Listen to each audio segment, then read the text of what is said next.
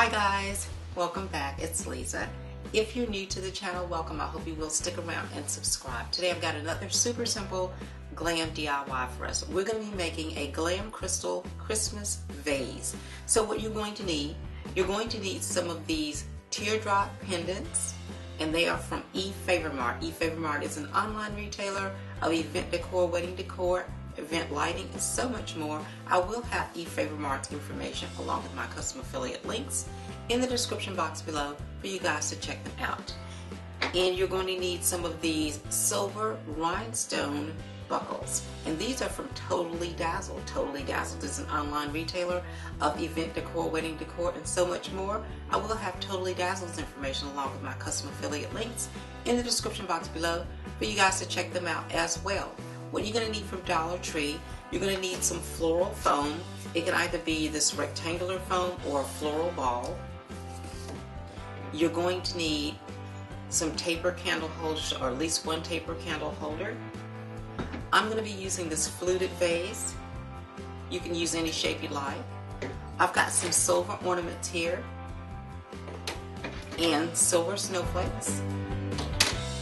I've got silver and white florals, all from Dollar Tree.